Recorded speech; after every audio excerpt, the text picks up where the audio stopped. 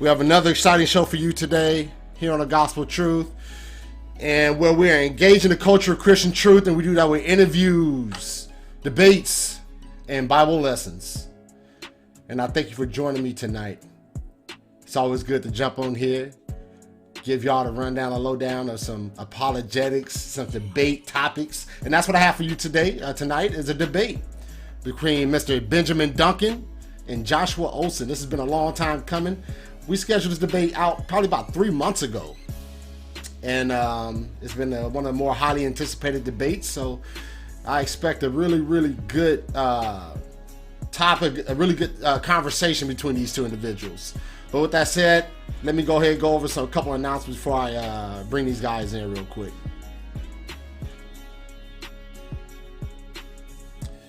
All right, coming up February 21st. Well, that is a misprint. It said 21st with a TH. There's a misprint there, but it's all good. February 21st, 2020, 6 p.m. Pacific Standard Time. I have Miss Marinee Farah, I think I pronounced her name right, and she'll be coming on joining me, and we'll be talking about overcoming sexual abuse. Coming up February 12th, I have Eddie Caparucci, and he'll be coming on, and we'll be discussing overcoming porn addiction and his new book, How the Inner Child Impacts Your Sexual Addiction. And another debate coming up February 13th, 2020. I have Mercy Faye, atheist, coming on. She'll be debating Michael Holloway, and they'll be debating the value of Christianity. And coming up February 18th, a big debate. Dr. Jordan Cooper, he's a Lutheran, versus Chris Date, a Calvinist. And they're debating, is limited atonement biblical? That'll be coming up February 18th, 2020 at 6 p.m. Pacific Standard Time. So we have a whole bunch of shows coming up. Once again, this is just the next 4 shows that are coming up. If you have time to go ahead, go over to Facebook and YouTube, The Gospel Truth, and you can go ahead and like and subscribe over there and cut those notification bells on when you're there. And you'll also see all the shows that I have coming up. It's a whole bunch of shows and debates, interviews, everything coming up. So be on the lookout for everything. Also, I'm on podcast. So if you rather just listen to the audio, you can go ahead over to the Gospel Truth Podcast. I'm on every major podcast platform: iTunes, Spotify, Stitcher, Google Play, all of them. So go ahead and subscribe so you can be in a loop with that as well. But with that said, let me go ahead and bring these fellas in real quick so they can talk for themselves. What's up, fellas? How y'all doing? Pretty good. Good, how are you? Doing good. Glad you guys joined me, man. It's been a long time, man. Yeah. Y'all ready? Y'all ready, man? Y'all prepared for this, man? Y'all ready? Y'all ready? I don't know. We'll see what happens. All right. Welcome back, Joshua, man. I think last time you came on I think you were one of my first debates I had. I think Tyler Vila and Christopher Stevens, and then you and Candor Man. He called himself Candor Man Joe. I believe you debated him. No. So No, it was Trey Jadlow. no. Oh yeah, that's right. Yeah. Trey It Jadlow. was like Yeah, it him. was Yeah, I do remember that one. Yeah, it's one of the higher rated shows too, man. It's more like an impromptu type of debate too. So it went That was very awesome. well. But, yeah, so welcome back. Welcome for the first time, Benjamin. Appreciate you for joining me. I appreciate you having me. All right, all This is right. the fifth time I've talked to Josh live. Okay, I think the so you guys first time was like 10 years ago. Oh wow, I wow! believe. Y'all been going at it that long, man. Y'all super seniors in this, man. Y'all been going at it, man. Yeah. There's been a little bit of a time between the last one and this one. Okay. All right, Right. cool, man. Thank you guys for joining me, and but I'm going to give you guys a chance to introduce yourself to the audience if they don't know you. Benjamin, if you can, start us off with a quick introduction. Okay, my name is Benjamin Duncan. I live in the tip of the mid area of northern Michigan, approximately or like around here. And I am a secular humanist. I got interested in Christian criticism shortly after I became a secular humanist, I think because I was a little angry at the way I felt I was deceived. But since then, I've just kind of developed an academic interest in the subject, and so I discuss the subject mostly because it keeps my mind sharp. That's mostly what it's about for me. And these days, and I'm very happy that Josh chose me to be an individual to be on screen for 2 hours. That's a little long for me, but hopefully I'll manage. And if I stay cool, I'll usually do pretty well. So I just stay cool. That's all I have to All right, all right. Thank you, Benjamin, once again. All right, Joshua, go ahead and give a quick introduction to yourself. All right. Well, first I'll say I hope it's not actually going to be 2 hours long. Um, but yeah, my name is Joshua Olson. I live in Door County, Wisconsin. It's a big tourist trap. It's super cold right now. I had a wife, 4 kids, a dog, and 4 cats, and presuppositionalist for a long time. It's been over 10 years. Yeah, and I'm just looking forward to the discussion. I will forewarn everybody that as much prep time as I should have had for this, I've not really done a whole lot. I've been wrapped up with school and all of that stuff, so I'm just going to do the best that I can tonight. So thank you. All right, all right. Thank you both for those introductions. All right, so we're going to jump into this debate. All right, so the question is, let me see that question. Where is it at? Where is it at? Let me see. All right, so the question is, can a secular humanist framework provide a rational basis for genuine knowledge? All right, Benjamin, you're arguing yes, the affirmative. Joshua, you're arguing the negative on this question. And so with that, let me go over the format of this debate. It's going to be 10 minutes. It's going to be 10-minute opening statements for both parties. And then we're going to go into about a 30-minute cross-examination where each person gets 10 minutes to ask questions and a couple minutes to rebut those questions. And then we're going to go into a 20-minute free exchange between you two. And then at that point, we're going to go into a 10-minute closings for both parties. Is that good? Yeah. say. All right. Sounds good. Sounds good. All right. So, Benjamin, you are arguing the affirmative on this question. So it is time for your 10-minute opening statement. Okay, thank you very much. Josh and I are in agreement that humans, regardless of worldview, have certain knowledge. Our point of contention involves how this is the case. An explanation for how one knows things is called an epistemology. In the course of explaining how secular humanists can't justify knowledge, Josh will reference a particular epistemology which I will call the Dantillian theory of mind. If you're being intellectually honest, his position is not merely that people cannot know anything if a eutheistic God doesn't exist. In full, he will argue that if the Dantillian theory of mind were a comprehensive, cohesive, and correct explanation for human knowledge, and if that explanation is only viable if man and his universe were created by an all-knowing, then non-theistic worldviews are problematic. My counter to this will be twofold. On one hand, I'll reveal that the Van Til philosophy of mind is inoperable, meaning the ways it accounts for cognizance are incoherent, incorrect, and insufficiently comprehensive. I will also reveal that I can provide a quite reasonable and comprehensive theory of mind which comports with a secular humanist worldview. This latter point will be revealed as I respond to various epistemological conundrums meant to bring knowledge into suspicion that Josh will no doubt bring up in dialogue. The Van Tillian theory of mind is anti-psychological, incoherent blabber. It posits that belief systems are ultimately warranted by cognitive axioms, which are essentially baseless, and that these can be justified by revealing their coherency. In other words, coherency of premises is a positive criteria for proof. It claims the concept of logic is a presupposed cognitive axiom, which, if true, would make any worldview untenable. Essentially, no one can know anything using the Van Tillian theory of mind. It doesn't matter if you're a secular humanist, a Christian, a Scientologist, a Hindu, or whatever you are.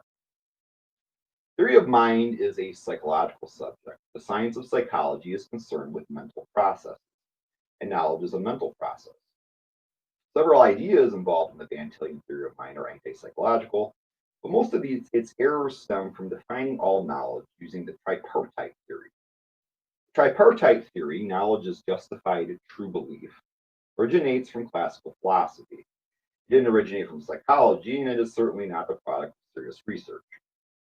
Classical philosophy brought us such pearls as the notion that things fall because they come from the earth and are homesick, that eyes see by emitting invisible laser beams, and a multitude of ideas modern thinkers only consider valuable as artifacts of bygone ineptness.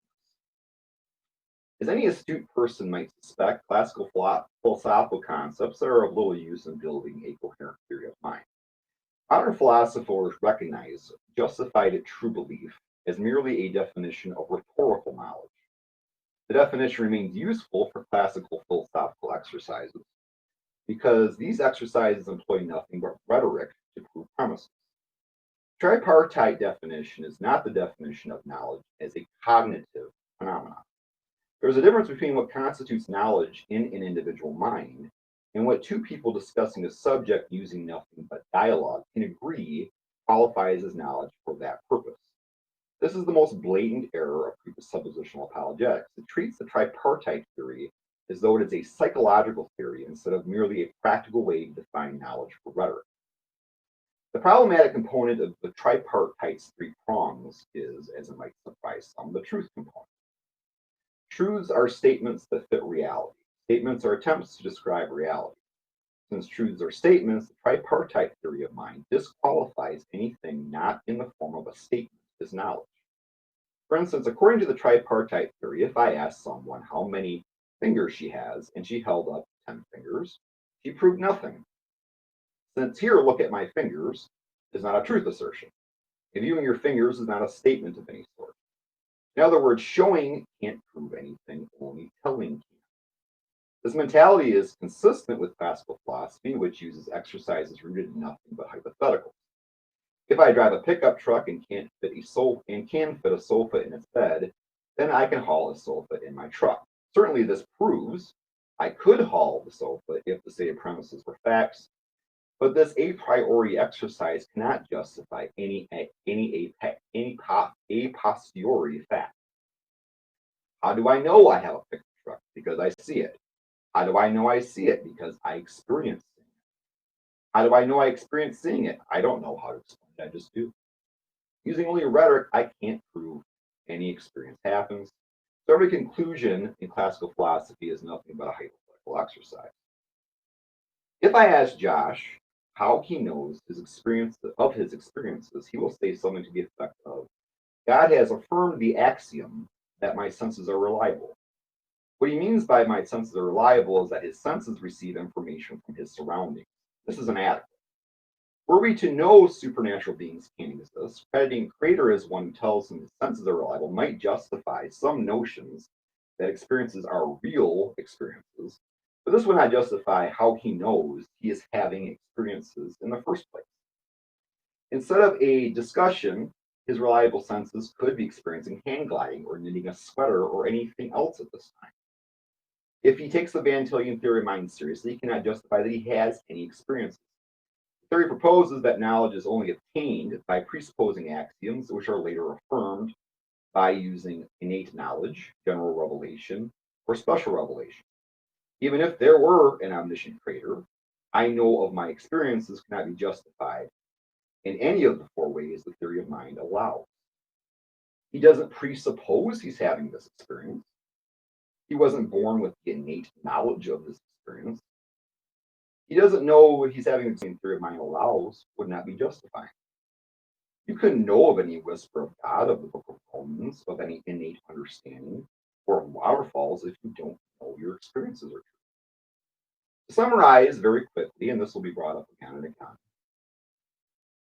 cognitive axioms are not the basis of what we know. What we know is, the basis of what we know is qualitative. Experiences stripped of interpretation, or what are called qualitative knowledge, are self-justifying because only statements can be false. A statement is an attempt to describe reality. Since your experiences are not attempts to describe anything, they are instead a direct interaction with reality. They don't involve cognition. They don't involve justification and reason. So in themselves, they are self-justifying. And only statements can be false, so they can't be false. And this is a different matter than, for instance, Josh will bring up certain, how do you know your experiences are real? That's a different question than the idea of whether you're having experiences. And I'm sure I'll have a lot more to say as we go on, but that is the end of my introduction. All right. Thank you so much for that introduction. All right, Joshua, you have it for 10 minutes. Okay. All right. Okay. My introduction is not quite as lengthy. I'm just going to state my position. I'm a Christian. I'm a presuppositionalist. As somebody who desires to be a consistent Christian, I I hold Scripture, which is God's self-revelation in written form. I hold Scripture as the basis for my worldview, and so I hold that in light of that position. Between Ben and I, it would be my position that makes knowledge possible, and not only possible but inevitable. For example, from Scripture, the Bible says that the beginning of wisdom and knowledge, the fear of the Lord is the beginning of wisdom and knowledge, and that the treasures of wisdom and knowledge are hidden in Christ. And so, based off of that, my position is that we have to start with God as the basis for our worldview in order to have a worldview that is coherent, cohesive, and yields the possibility of knowledge.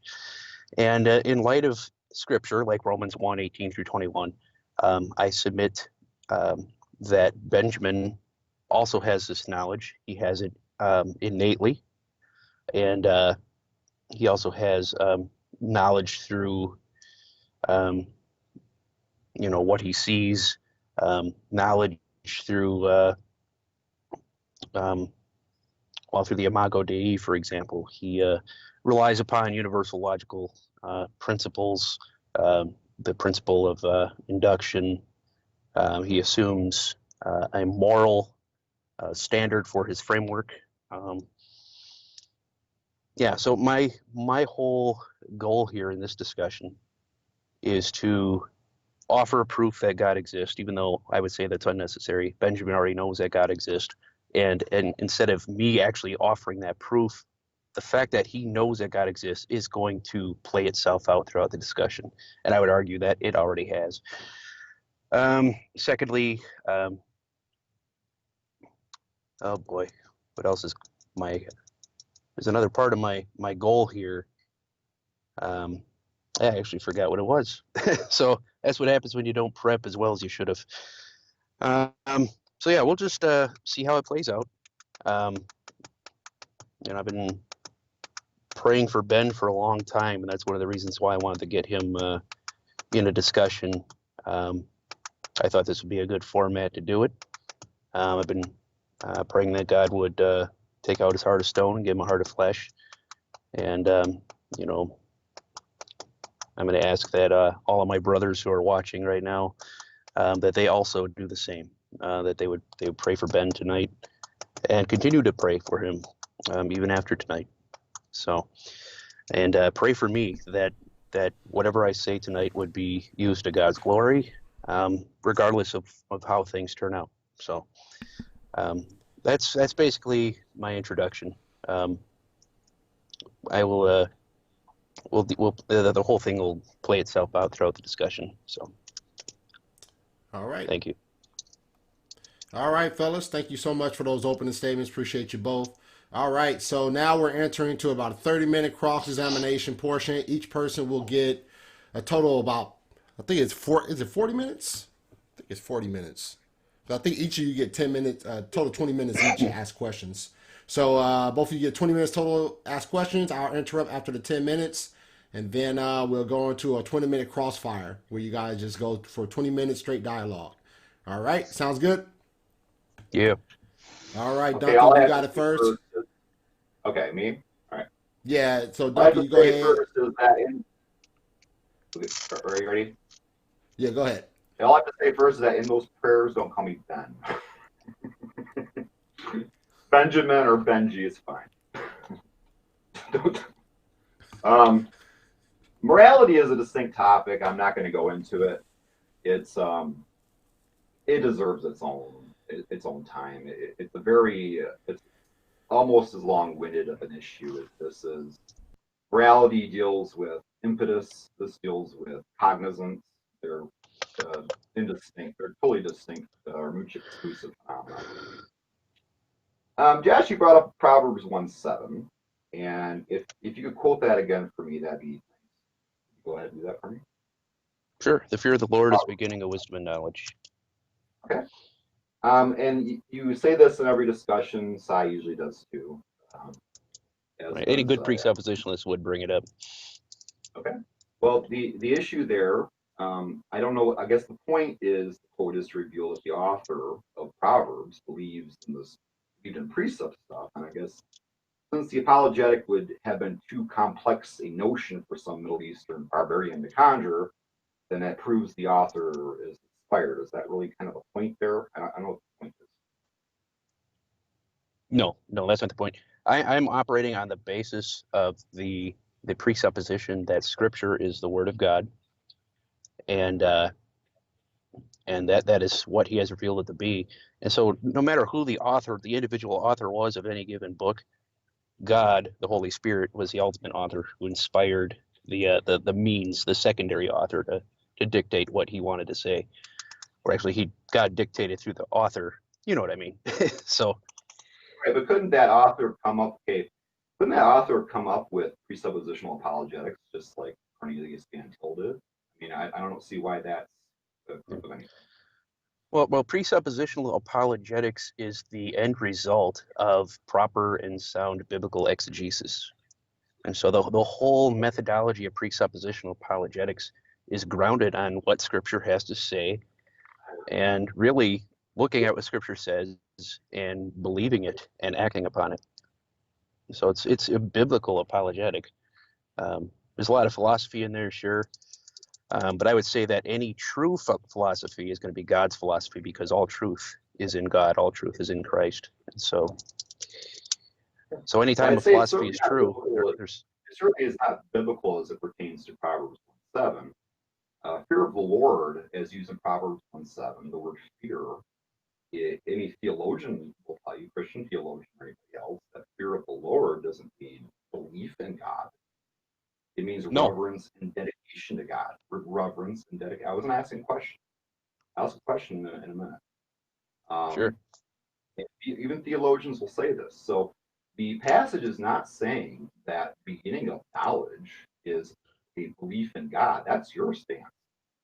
No. It is certainly, if you're arguing that only people who have reverence and obedience to God have knowledge, that's certainly not your position. Your position is that everybody believes. He isn't, the author of that passage is saying that, well, if you're being, anybody who reads that in context is basically reading that his statement is that fools, is saying nothing more profound than claiming people who disagree with the author are poopheads. I mean, you can find things basically as enlightening in the trolls, on YouTube comment section. It's not consistent with your idea that belief in God or a hidden belief in God is the beginning of knowledge. It says that the fear, reverence, and dedication. You don't believe that atheists or secular humanists have reverence and dedication to God. And you can respond to that if you like. Okay. My position is that on the basis of the atheistic framework or any worldview that is not in submission to God, the atheist can't give an account for knowledge.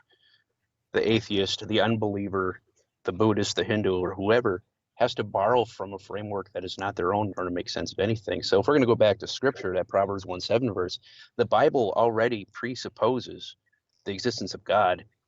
And so what the Bible does is it says that you, in your worldview, in your framework, you as a person, in order to have a coherent system of thought, in order to have a coherent worldview that yields the possibility of knowledge, you have to submit to God. God has to be ultimate.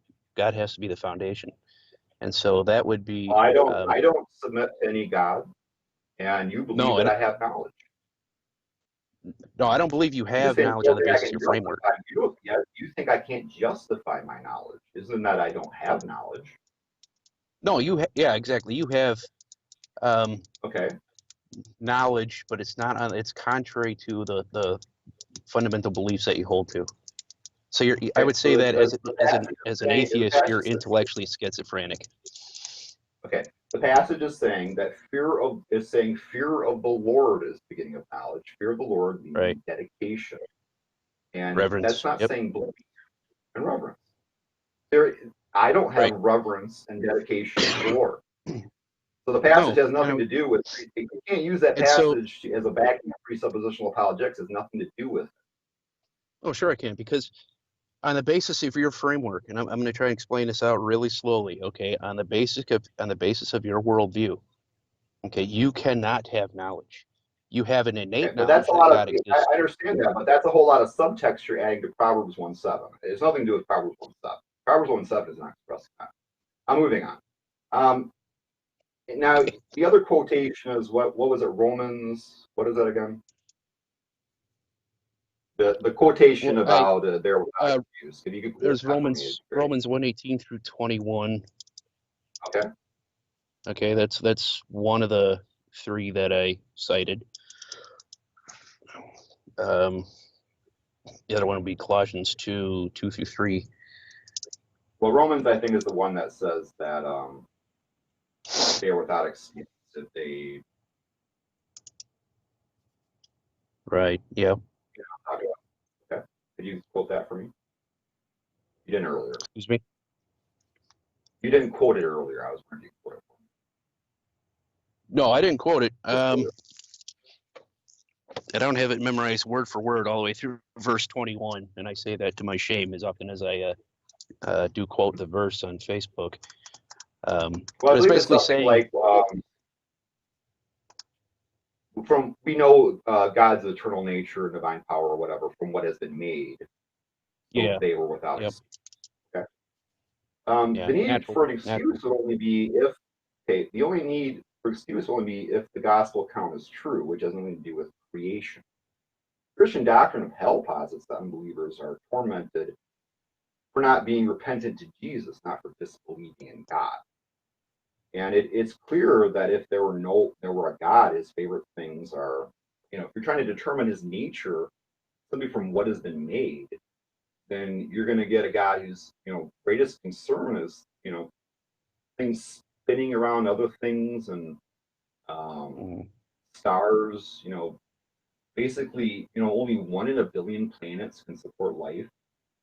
There's only 3 bodies in this entire universe that have anything to do of the billions and zillions of them that have anything to do with our continued existence. And that would be the sun, the earth, and the moon. Everything else basically behind us has nothing to do with our continued survival. So if we're just determining God's nature from what has been made, and you assume that there's a God, and you try to determine his nature from what has been made, you don't get the Christian God, you get a deistic God. I agree. Yeah, Okay. Well, the yeah, past, I I agree. don't see how that even equals how that would make anybody non-repentant to Jesus. The Well, comment is I'll about Jesus. explain I it. don't see how I The, get Jesus from looking at the stars. no, what natural revelation does is it gives us enough revelation to our condemnation to the degree that we are without excuse when we stand before him on Judgment Day. It renders you uh, speechless, basically, when you stand before him. You will not be able to say to God that you didn't know he existed. And I will say I don't disagree with the But that deistic wouldn't be a part of Christian your God. statement. You don't get Hold the on, dude. Christian God looking at stars, Josh. I don't really. That you're gonna let me finish my point, or that your comprehension level is going to be zero on this. Okay, so the natural revelation, God's creation, and that includes you being imago Dei, or made in the image of God. So you have an innate knowledge that God exists. You have an innate awareness of your culpability to God, and you may have suppressed that to the point where you don't even know it's there anymore.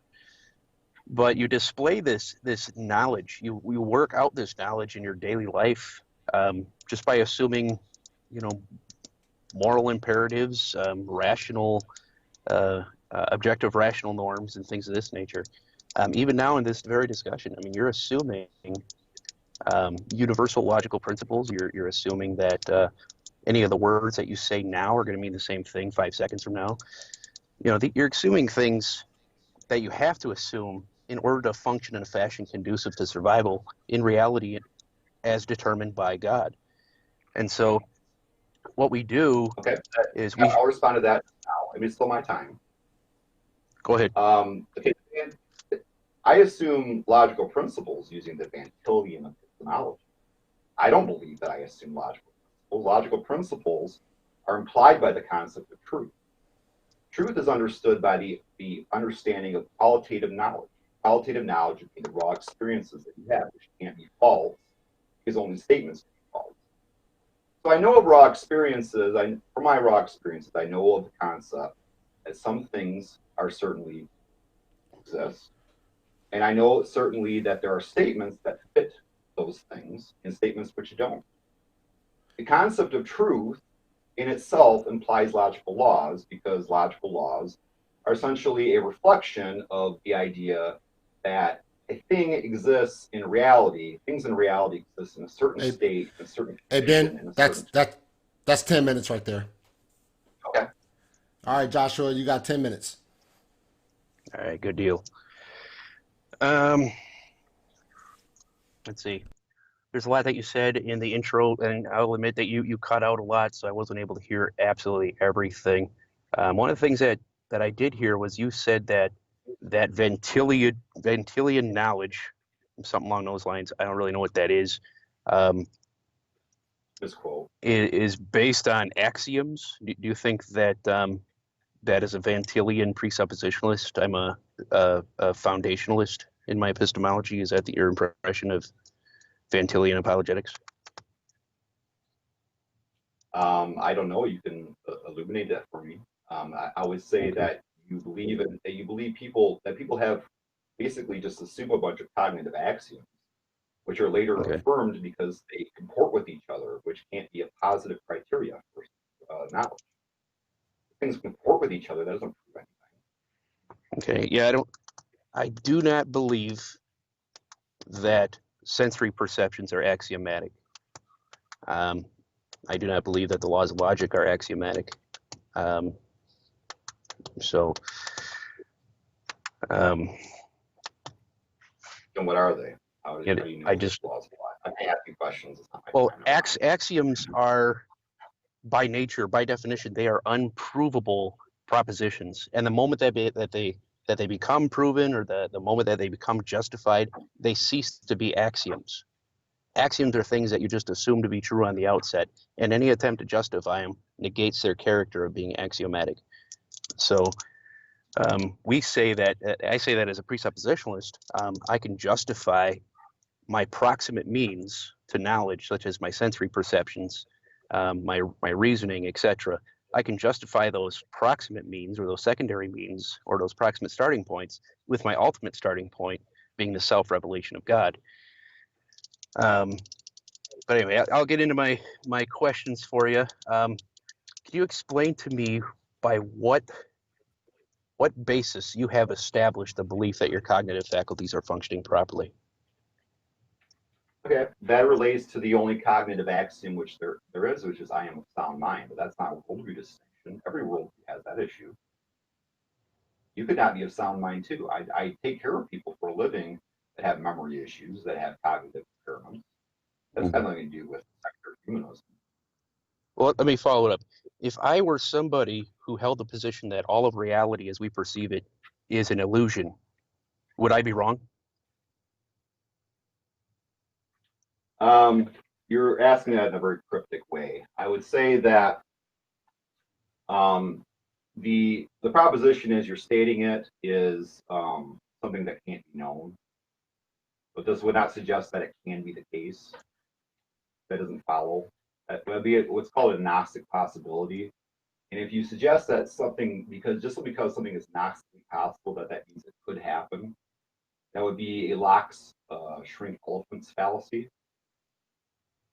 I'm saying if it's metaphysically possible, that all reality is an illusion, and that was my position. I don't.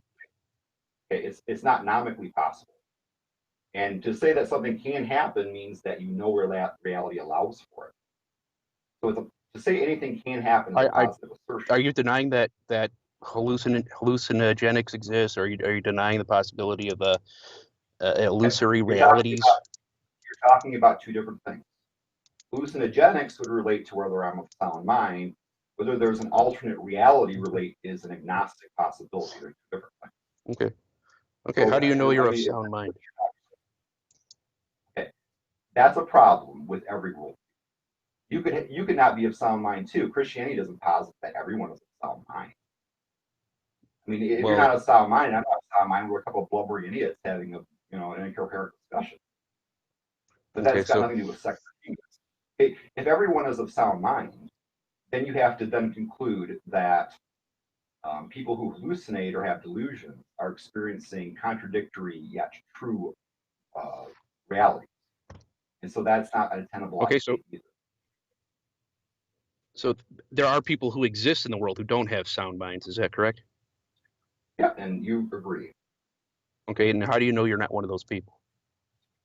How do you know that you're not one of those people? Revelation from God. No, because you'd be experiencing that revelation from God as a hallucination. Well, that would mean that you assume, or that at least it's your position, that God couldn't cause me to know things to the degree that I could be certain about those things that He's revealed. Now, that's my worldview. Now, if you deny that that's a possibility on the basis of my framework, I'd like to know how you would make that case, how you would argue for that. I would say that you could hallucinate the existence of God or even the beliefs. You can't even know that your beliefs exist using your epistemology. Okay, but you don't know what my epistemology is. You can't know it either. But using your epistemology, you can't even know that you have an epistemology using your epistemology. Well, what's my epistemology? I don't know. Tell me. You can't. You don't know. Okay. Well, I know. I know that it doesn't include qualia. It doesn't include qualitative knowledge being self-justifying. That's basically how your criticisms are. Is qualia self-justifying? And it's a question, even though it's your time, but that's what I'm curious about. If it is self-justifying, then I don't need a God. Then it's the basis of all knowledge is qualitative knowledge. And if it isn't self-justifying, then you can't know anything using your epistemology. I don't even know if I understood anything you just said. But I will say that. All right. I will say that God, causes us to know things, at least some things, to the degree that we can be epistemically certain about those things that have been revealed. And that God is self-justifying and that He's transcendentally necessary. So that the proof that God exists is that if He didn't, you couldn't prove anything at all. Or the proof that God exists is if He didn't, you couldn't know anything at all. And so that's my position. It's a transcendental proof. It's a transcendental necessity. And that's my framework. And whether or not you're persuaded of the truth of that is absolutely irrelevant. But if I ask you how you know you have a sound mind and you're telling me that you don't know or can't know, and then you go ahead and you turn around and say that I can't either.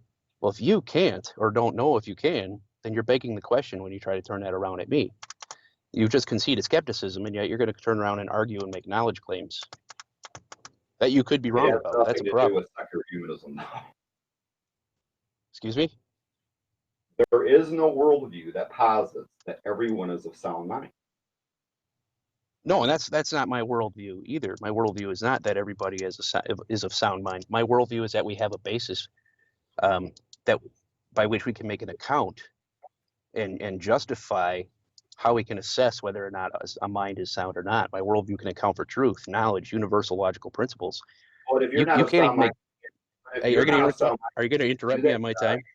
Are you going to interrupt me on my time? I would appreciate if you didn't do that.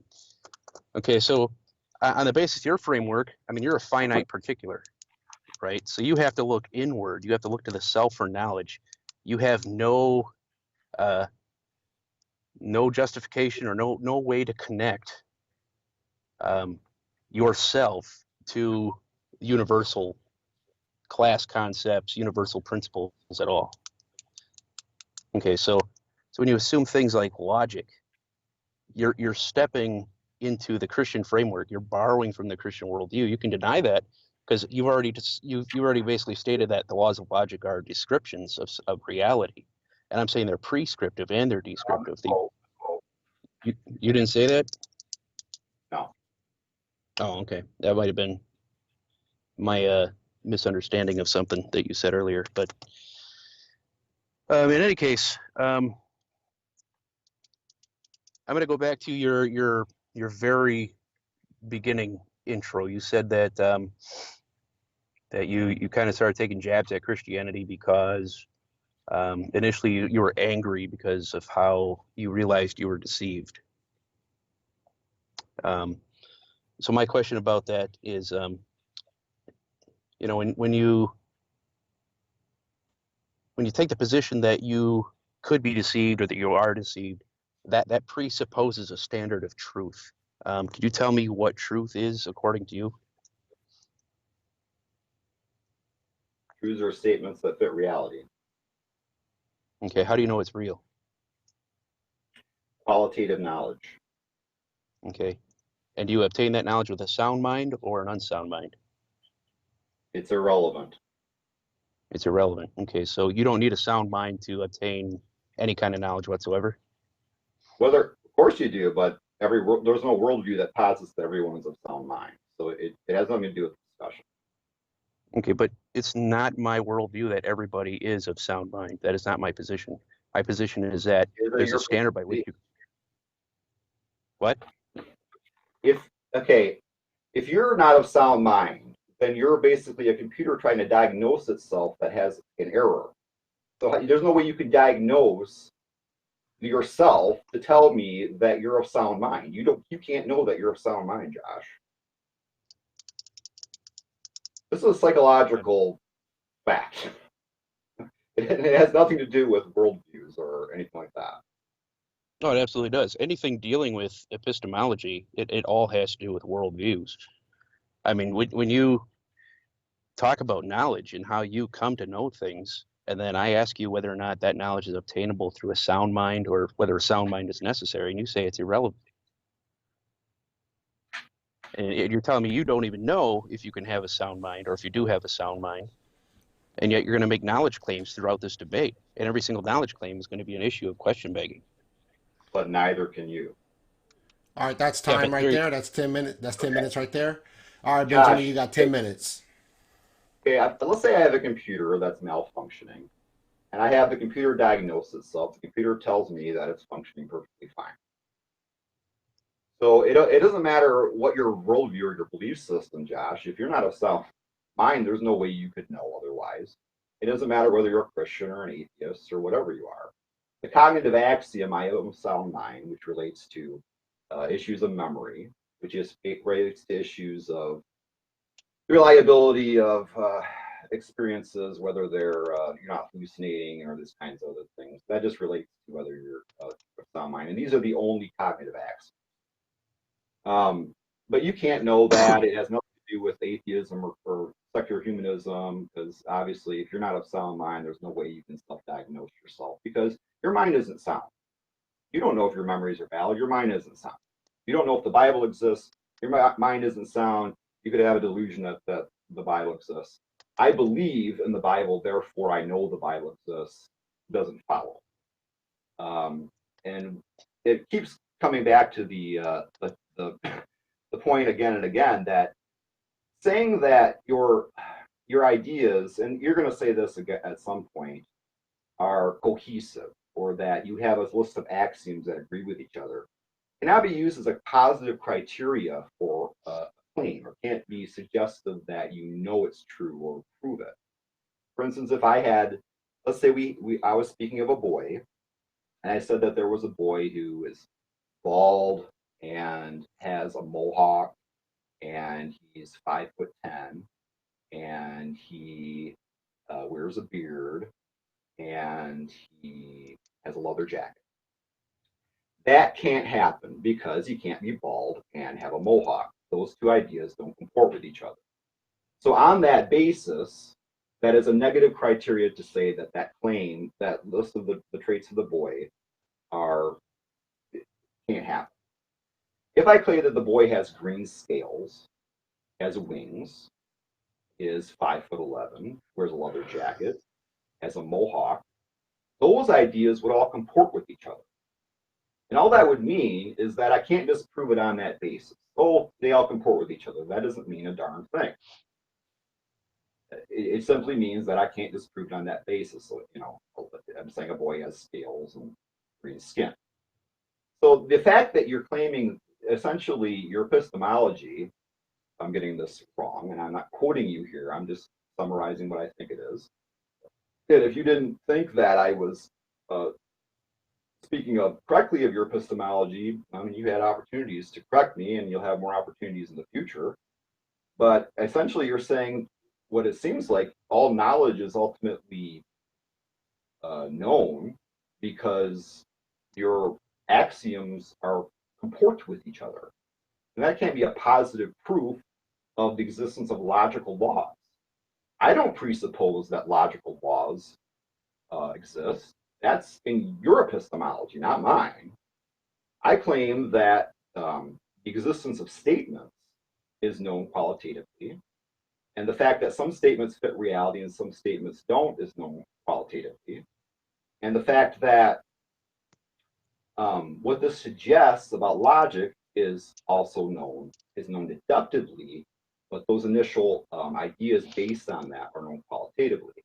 What it suggests about deductions is that realities exist in a certain state, in a certain formulation at a certain time. And this implies the laws of logic.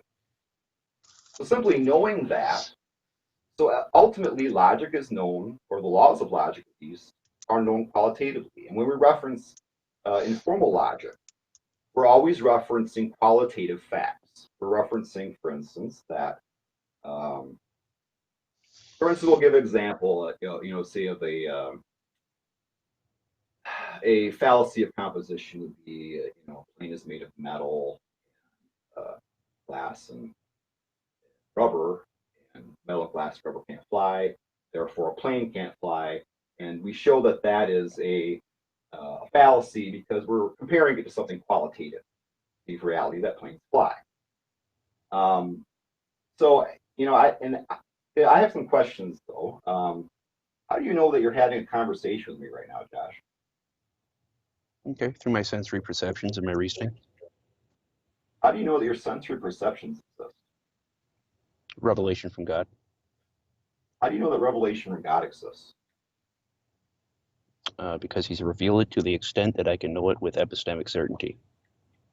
How do you know that you have experiences? Through my senses and my reasoning. How do you know that you have senses and reason?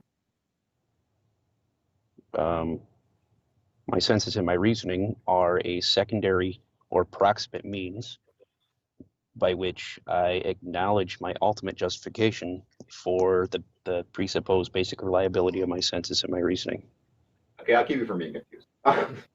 I'm saying that your senses are reliable. Just means that your senses are receiving information from your surroundings. It doesn't tell you that your experiences exist. Using your epistemology, your experiences, you can't know your experiences exist. You can't even know that you don't know my epistemology yet. How do you know that you believe in God? I want to know how you know you believe in God. God has created me such that I would have an innate knowledge of his existence, and okay. So do you. Okay, as you do, as precepts do often in these discussions, you confuse the word justification to mean an explanation for how it comes to be the case, not providing a reason for why you believe it. I asked you how you know you believe in God. Don't explain to me how it is possible that you know.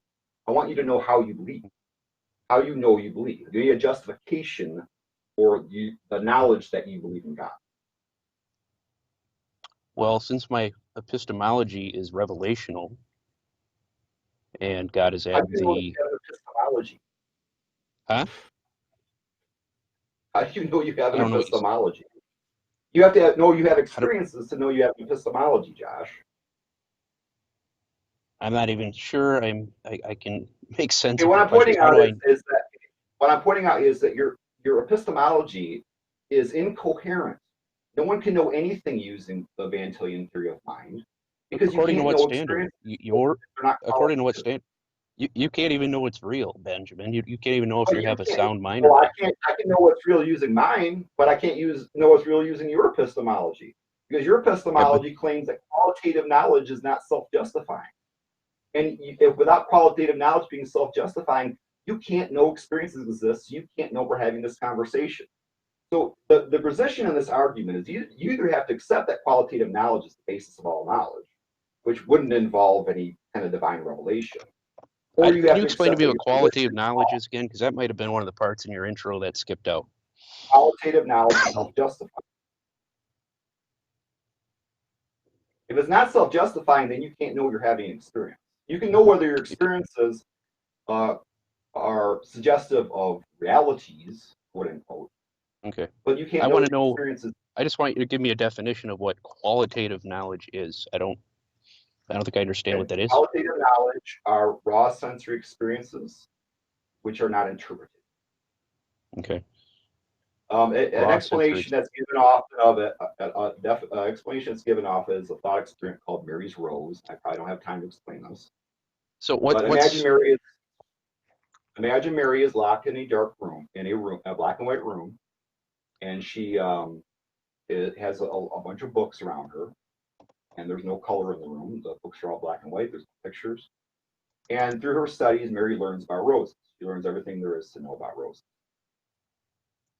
And she becomes a foremost authority on roses. One day, her captor comes in, he suffers a stroke, and he dies. And Mary escapes the room and walks out of her domicile for the first time.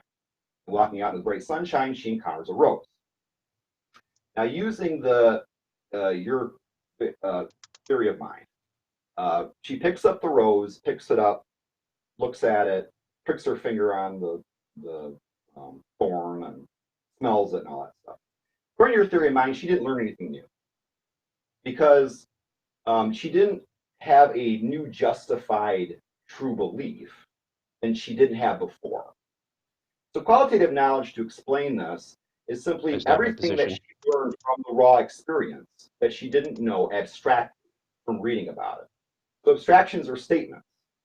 And qualitative knowledge are the raw sensory experiences that we have every moment of our life. These can't be false because only statements can be false.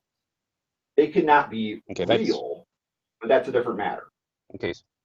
Okay, so raw experiences, things that we experience through our five senses, those cannot be No, false. Okay. In order but for them whether or to be not their senses intelligible, are irrelevant. Okay, huh? whether or not their senses is irrelevant to the matter. Whether or not you have senses, I'm talking about you have experiences, certainly, Sure. right? Okay, but And how nothing do you can make those distinguish experiences between false. illusory experiences and real ones? That would be my It's a next. different matter. Okay, that's a different question. But you agree that you have experiences, and that's self-justifying itself in itself. That the knowledge that you have experiences is self-justifying. I don't Whether or not they're real or concede not is a that different matter. I just want you experiences. to. I I do not concede that experiences yield to any sort of meaningfulness. Okay, in order Okay, to make our experiences meaningful, we that's have to. it's a different question. That's a different question. I just want you to answer the question. I'm dealing with. I want you to know that I want to know whether you concede that the fact you have experiences is self-justifying. That's all I want you to know. Whether they're real or whether they point to anything cognizant or anything else. All I want to know is that your experiences are self-justifying. The fact that you have. I have them. I don't know what you mean by self-justifying. Okay.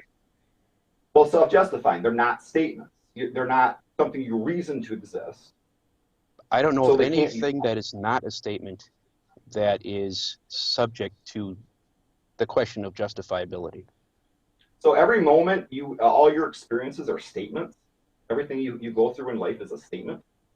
That's Is not the what I whole thing said. I whispered in said your I ear do not telling know you of that? any non-statement that isn't subject to um, being justified or not justified. I'm not. This is Really? maybe some new Okay, so concepts you're introducing me to, but so I let me don't. think. So every single moment of your life, you have to deduce that you're like experiencing things. Is this how you go through life? We do Do you, that do you by sit around nature. and Can say, you give an "Am I example of All a right, talking time in your that's sense life? right now and all can't right, you figure it guys. out?" That's 10 minutes right there. All right, Joshua, you Okay. got 10 minutes to cross-examine Benjamin. Okay. Can you give me an example of any moment in time where you have had an experience that you haven't reasoned about or thought about or conceptualized in any way? I conceptualize about my experiences, but whether I have them or not is a different matter. I don't Okay. Can conceptualize you whether give I'm me having can you give me an example of a time that you haven't conceptualized about an experience that you're having? every moment of my life. I'm conceptualizing. I don't conceptualize that this. I'm conceptualizing now that I'm looking at blue on this screen, but a moment before when I Okay. saw it, I didn't conceptualize it. I just experienced it. Okay. So then how do you posit that experience is possible apart from conceptualization? Well, do dogs and babies have experiences? They don't speak, do they? And they don't have Absolutely. They, conceptualizations because yeah. those involve conceptualizations involve abstract thought, which involves language. Hmm. So conceptualization involves codifying the world into Yeah, but words. dogs don't employ the laws of logic like we do. They don't reason like we do. They don't stop to consider, does A equal A or not A in the same way and in the Right. same sense. Dogs don't reason And the way that's that we irrelevant do. to whether they're having experiences. Huh? If we use the Van Tillian theory of mind, a dog cannot know that you're shaking the stick at the dog because that's not a statement. The dogs can't speak. I don't understand how that's okay.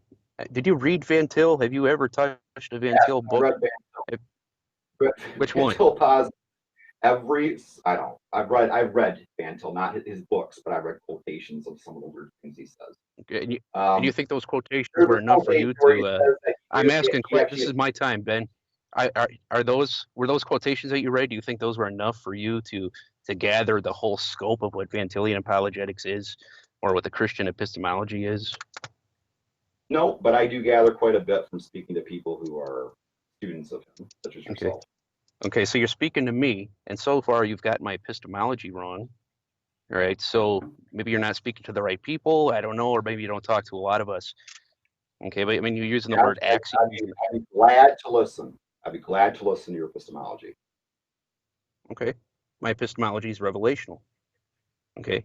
Let me ask you, is it possible for an omniscient and omnipotent God to cause us to know some things to the degree that we can be certain about them? Is that possible? Is it nomically possible, or is it I don't agnostic? know why you're using these words to distinguish between what possibility, what's possible, or Because they're very distinct. distinguishing Because they're between very different distinct types of ideas. possibilities. Well, can I explain to you what the difference is? A No, I'm nomical just asking possibility you, plain English, all right, is that's that, not. let's say, is it metaphysically possible?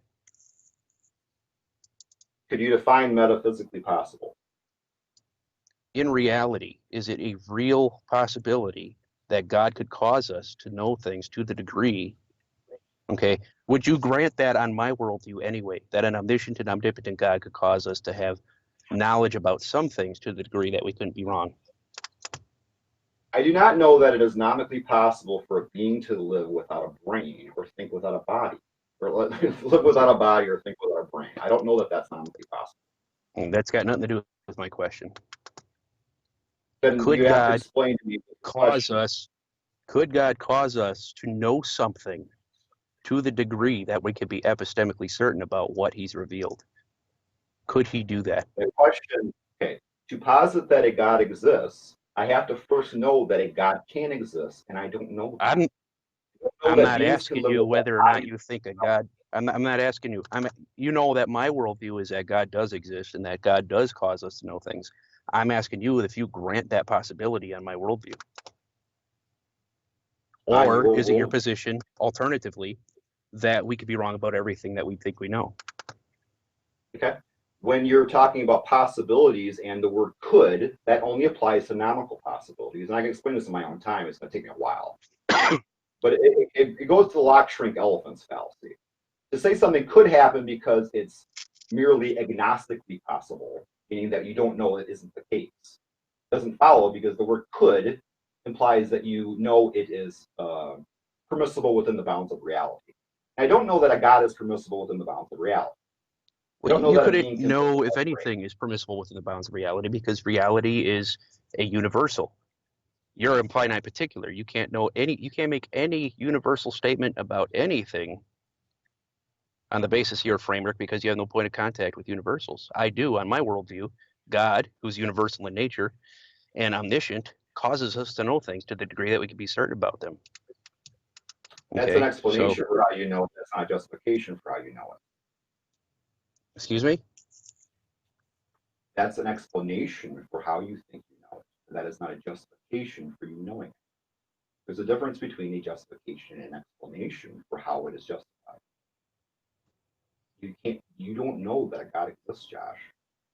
You can't know that. Oh, I absolutely do. I absolutely do. And I'm asking you.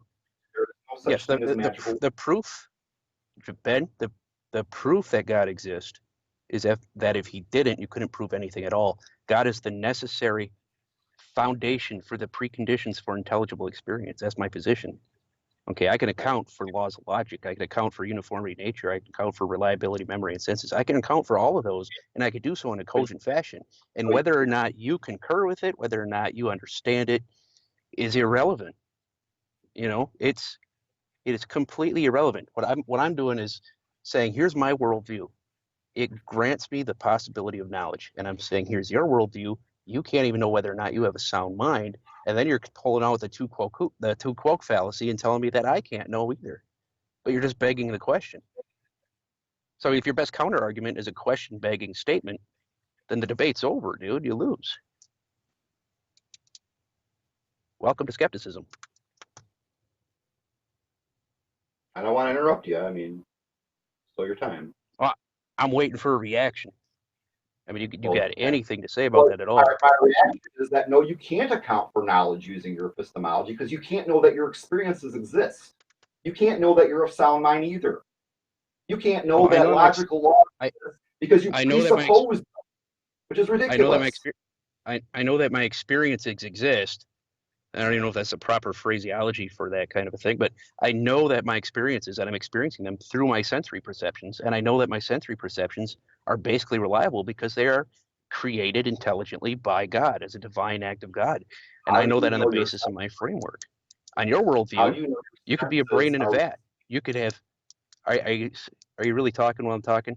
On your framework, okay, all of this could be an illusion. Your mind could be very unsound. You could be tied face down in a hospital bed right now. You could be an 80-year-old woman comatose, and all your previous memories are just an illusion of the last 5 minutes. You know, all of these are real possibilities in light of your framework. So, I don't know. Yeah, I really don't know where to go from here. I mean, any statement you make is going to be arbitrary and fallacious by default. You're going to tell me you don't know whether or not you have a sound mind, and then you're going to follow that up with, but either do you. Are you certain that I can't know that whether or not I have a sound mind? Are you epistemically certain about that? There's no way you can know that regardless of what your worldview is. It's irrelevant. Okay, but are you certain of that? Yes. Okay, so you couldn't be wrong about that. But you may have an unsound mind. Is that right? Their question could be coming from a person without a sound mind. You're just a couple blubbering idiots in that case. But that would be the case no matter what our worldviews are. It has nothing to do with worldviews. Well, I'm saying on the basis of my framework, I have a reason, I have a justification for the presupposition within my framework as to why I would believe that my sensory perceptions are basically reliable to the degree that I can make meaningful sense of my experiences. Okay, you don't know if you can I have a didn't know sound that you mind had or not. experience.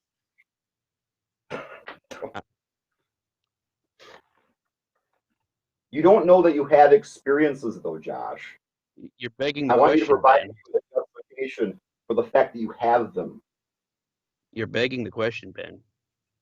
I'm begging the You question by don't. asking you to justify that you had experiences. Oh, you just asked me a question right I now? know I had experiences because experiences are qualitative. That's part of my epistemology. My epistemology is Okay. that logical laws are known qualitatively. My epistemology is that a reality is known qualitatively. Your epistemology is that qualitative knowledge isn't self-justifying. So according to your epistemology, you can't know anything because you can't know that you have experiences. You can't know that you believe in God. You can't know that the Bible exists because these are all qualitative in nature. So basically, your argument that I can't know anything is essentially, to summarize, it is essentially like saying that I'm blind and that I use an angel to tell me of my surroundings. And so by using my surroundings to say the angel isn't speaking into my ear, I am justifying the existence of angels or presupposing it. That's basically the argument. But my argument is I'm telling I'm you that I'm saying that. not blind. And the I'm qualitative saying that knowledge, because I'm I'm not blind. Ben. I think we've heard enough. I'm saying that what I'm saying is that because of the possibility or the problems of illusion and delusion, okay, your framework has no escape from that. You have no connection with universal principles by which you can reason at all. If you're going to deny that the laws of logic by which you reason are not universal or they're just conventions, then they're not absolute and they're useless. And I can explain the lock shrink elephants fallacy when it's my time, but it's going to take a lot of time. So, All right. Okay, All right, thank you. that's 10 minutes. That's 10 minutes right there. okay. All right, so now we're going to enter the 20-minute crossfire with no Oh, interruptions. So Oh boy. you guys got it. Only thing I ask is that as you have a question, let your opponent respond to the question before you cut them off, okay. because that it can get kind of choppy when it's just crossfire, especially with the Okay. audio. So What I go would for it. like is 20 just minutes. from Josh, just a moment, to explain to him why saying something is possible doesn't suggest that it can happen. Just for a moment, just a moment of time. Why that doesn't follow. Are you okay? Essentially, that's what's called the lock shrink elephants fallacy. The word possible is a polyseme. So it could mean that you mean, for instance, if I said that it is possible that an elephant lives at the zoo, I'm implying two things. Number one, that I know it is permissible within the bounds of reality, given what I know about zoos and elephants, or an elephant to live at the zoo. And I'm also saying that I don't know it isn't the case. Now, there's also what's called an agnostic possibility. This means that it only means that something's possible in the sense that you don't know otherwise. Um, a, and that's the possibility. Let's say you encountered a lock dresser and you didn't have the key for the lock. If you then said, well, it's possible that an elephant lives in the drawer, you would be saying that it's only possible in the sense that you can't know otherwise. Now, the fact that an elephant could still live at the zoo, though, even if you did know that it lived there or you didn't know. So to say something can happen only references whether or not you know it is gnostically possible or nomically possible. I'm sorry, only if you know it's nomically possible, meaning in the sense that reality permits it. Because to say anything can happen is a positive assertion. To say that the elephant can live in the drawer, simply because we can't know otherwise, implies that the lock enables the incident to occur. In other words, locks shrink elephants. So when you bring up things like the Matrix, or whether you're bringing up that or you're experiencing some kind of alternate reality, and then you say, well, these things are possible, therefore you don't know if they can happen. That is basically to say that whatever that barrier is that prevents me from knowing otherwise enables those things to exist. And that is absurd. This is why those kinds of things, like the sort of agnostic possibilities you bring up, like brains and bats, or whatever the hell you want to bring up, have absolutely nothing to do with your position, because it does not follow that something can happen simply because you don't know it is the case. All I'm saying is that it is a logical consequence of your worldview that all of these things could be possible in reality, because you don't have a universal scope by which to determine what is real or what isn't. Okay. And you're welcome to keep saying Okay. that. I just went through just explaining how that statement is false. Yeah. Because it Okay. doesn't follow. So you, So because you know don't know something isn't the case, that it means okay. it could. Are the It doesn't. when you say a philosophy has occurred, are you saying that there's a violation of an absolute, of an objective rational norm? Yep. And which is based upon my Okay. knowledge of Okay. qualitative information. Are norms grounded in minds? I don't know. I'm not saying that it's a norm. A norm is a social phenomenon, but Okay, but rational principles. Okay, you're saying that there's a logical failure on my part, and that rational principle has been violated. Are those rational principles A, conceptual, and B, objective? yes, and they're rooted Okay. in qualitative. The reason I know of them is I know of them qualitatively because Okay. because whenever we talk about logical fallacies, you look at anyone up. The examples they always give are of things that are qualitatively known.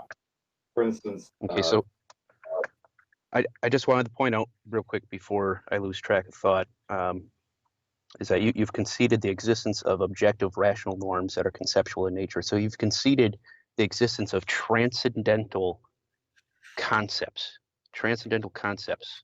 So they're objective. They need a mind to exist, that a mind that doesn't change over time, and it needs to be transcendental.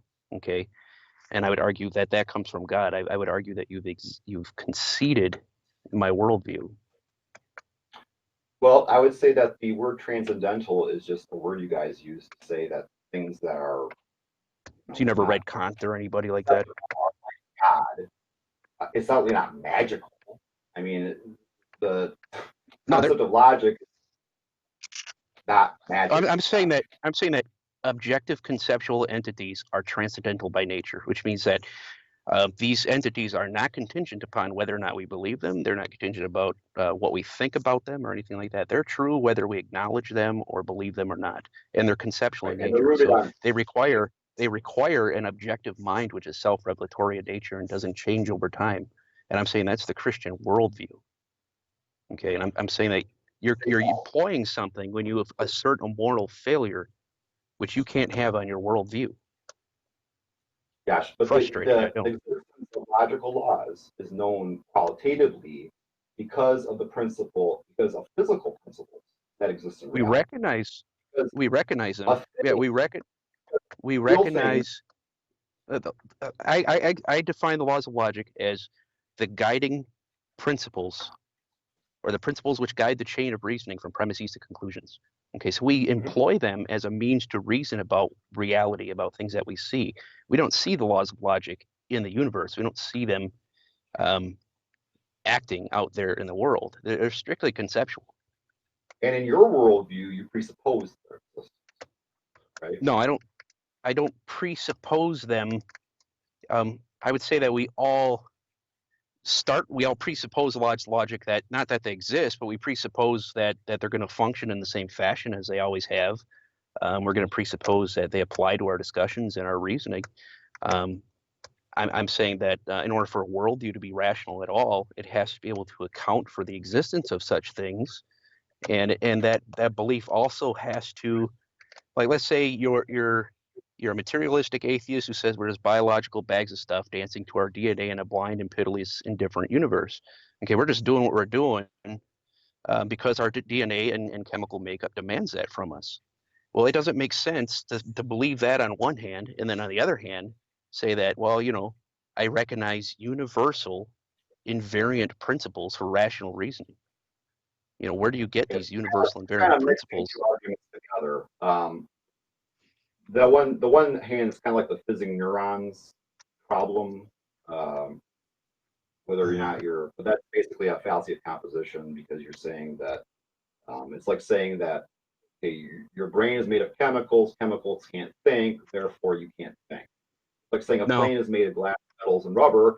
That can't fly, therefore a plane can't fly. Composition doesn't determine functionality. Structure does. Composition no, just enables. no. I'm saying that. I mean, you're bringing up like the problem of hard determinism in our thinking. Okay, so if the gray matter between our ears, if our thoughts are derivative of that, and all the natural laws that this gray matter is subject to, then the very thoughts and the very beliefs that you hold to could be the byproduct of pizza that you ate the night before, or maybe you had some kind of pain stimulus that changed your favorite color. You know, you're just subject to the world around you, and you really couldn't know anything at all because you wouldn't be able to freely think about the better between two propositions and make a best judgment between the two because you're just doing what your brain requires you to do. What would be really nice, and I hope that maybe after this debate you'll go back and look at my responses to things you're saying, because I've already responded to these things. To say that something that you simply don't know something is not the case does not suggest that it could be the case. You just disprove your belief, your whole argument, because you just use my worldview to say something can happen. And to say something can happen would be a Gnostic assertion. I don't assert that. I know that it can happen that I ate something 5 minutes ago, and because that doesn't really comport with anything I understand about human psychology. But the idea that that could be the case would suggest that is a lock, shrink, elephants fallacy. It means that whatever the barrier is that prevents me from knowing otherwise enables that to occur. So my inability to know otherwise enable food to change my mind or change my consciousness. That's essentially what you're asserting there, which is ridiculous. But then you're trying to use my worldview to say something can happen, which is a positive assertion. So you're trying to argue using my worldview that I know that something can happen, which is against your claim. I don't know how that's against my claim. Assertion assumes knowledge, right, Josh? Excuse me? To say something can happen is a positive assertion, right? Right. I think I can. The problem is you're cutting in and out. I don't know if. Right there, I didn't hear anything you just said. To say something can occur is a positive assertion. Yes, to say that things can occur is a positive assertion. Yes. Yep. Saying that I know that I could be a brain in a vat. I'm not saying that you know anything at all. I've denied that you could have knowledge on the basis of your own framework this entire time. But then you just argued, trying to use my framework that I know I could be a brain in a vat, which would then be a positive assertion. Claiming that I know. When did I say that? When did I say that you could possibly know anything at all on the basis of your framework? Okay, then why are you even bringing up my framework when it comes to the idea that I of these nomical or agnostic possibilities regarding whether reality could be different than this? I don't know how you got this from hard determinism. I really hope that you watch this over again later and try to just kind of concentrate on the things I'm saying, Josh. It's all just going. I will watch it later, and hopefully the audio will be so much better so that I could actually understand what you're saying in complete sentences. I haven't missed a word of yours. I don't know what's going on with mine. I don't know. I'm sorry if there's some kind of issue with the audio, but I don't even know about it. I can't. Okay. Unfortunately, that's happening. But okay. You can continue. Okay. Geez, I don't know. Let me think.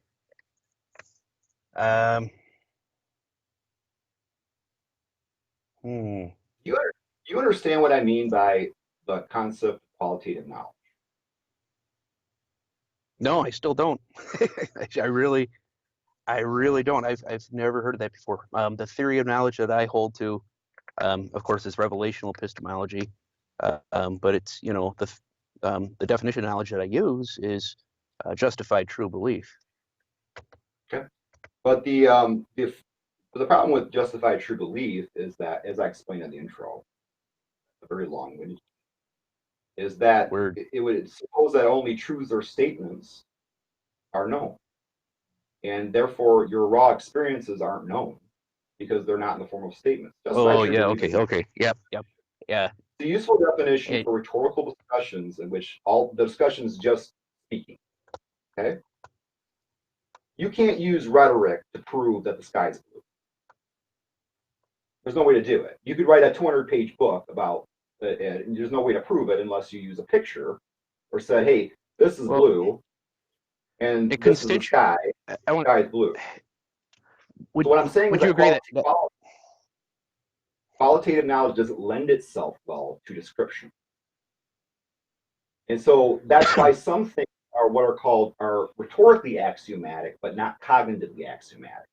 So for instance, in a discussion, and we were talking about the color blue, we would have to presuppose that the color blue exists for the sake of the discussion. But that's only rhetorically. Cognitively, we both know what blue is. So although some things seem axiomatic, like if you ask me if my experiences occur, I would say because I know they occur. Then you might think, well, that's an axiom because he can't justify that he has experiences. Actually, cognitively, that's not axiomatic. I know I experience things because I experience them is not cognitively axiomatic. It's rhetorically axiomatic because we can't justify it rhetorically. But we know that we have experiences because they're self-justifying. Because experiences are not statements. Experiences are not deduced to occur.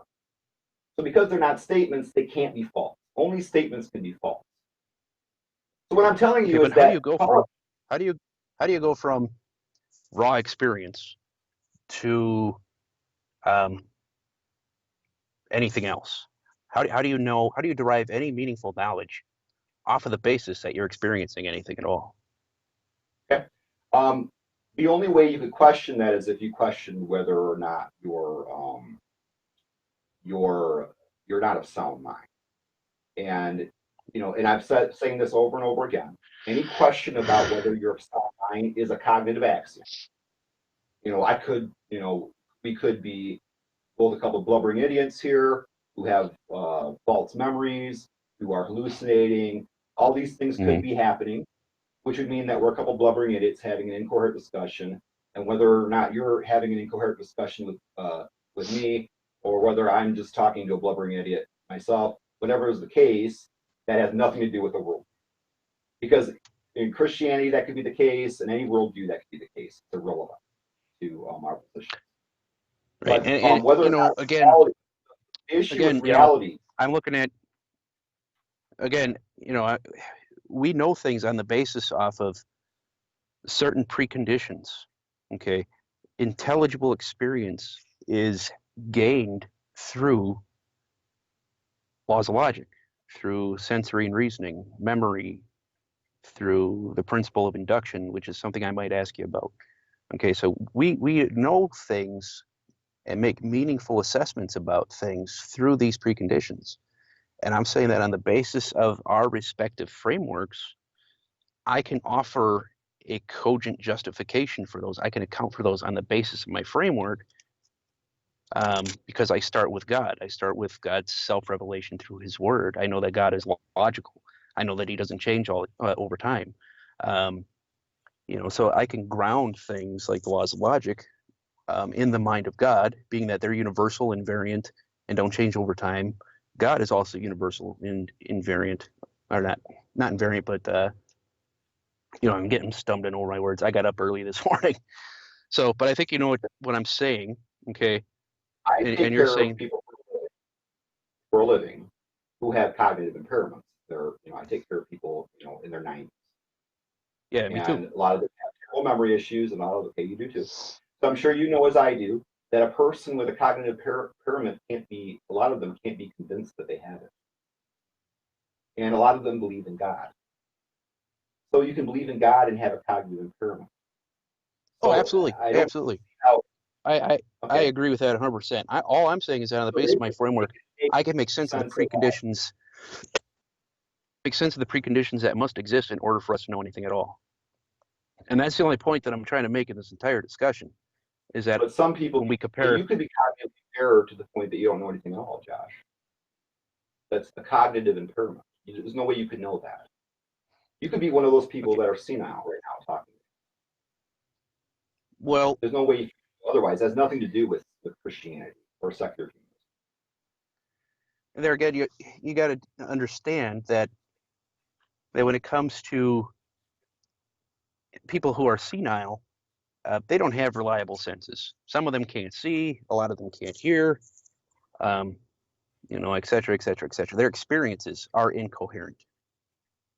Okay. You're saying, There's are you people that saying that you think, okay, I'm confused. Are you saying you think that that sensory impairments cause them to be? That's not what I said at all. No. Okay. I'm saying that people who usually have those conditions have other issues.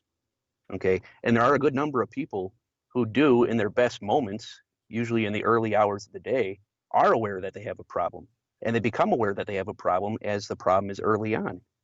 Okay. So I don't have any of those experiences. Okay. So if your Excuse eyes me? see perfectly fine, you can't be hallucinating.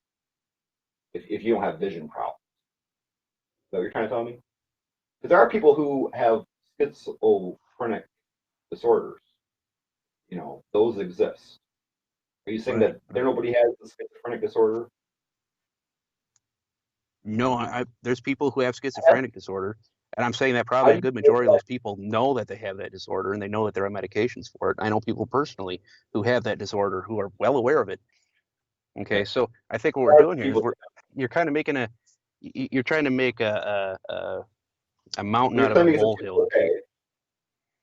No, I'm just responding to the same thing you're telling me. There's a problem with my worldview, and it's a problem with every worldview. I mean, no, I'm saying your problem with your worldview is the problem of illusion and delusion. You're talking about raw experiences being self-justifying.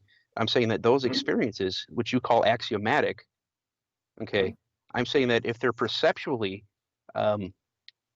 deemed properly basic beliefs, then I would say that because of the problem of illusion and delusion, your perceptions are called into question. You have to deal with the potentiality that skepticism is the only thing that you're left with. Skepticism and subjectivism. As would you. But if that's a two-quote fallacy. That's a two-quote fallacy. Which is fine. Because Josh, I don't assert that you don't know anything or that you can't justify knowledge. That's not my assertion. Yeah, so it's fine in this. I do not assert that Christians can't justify the existence of knowledge. I do not assert that. I assert that your epistemology can't. Not that your worldview. You've yet to nail my epistemology because you think I employ axioms, and I don't.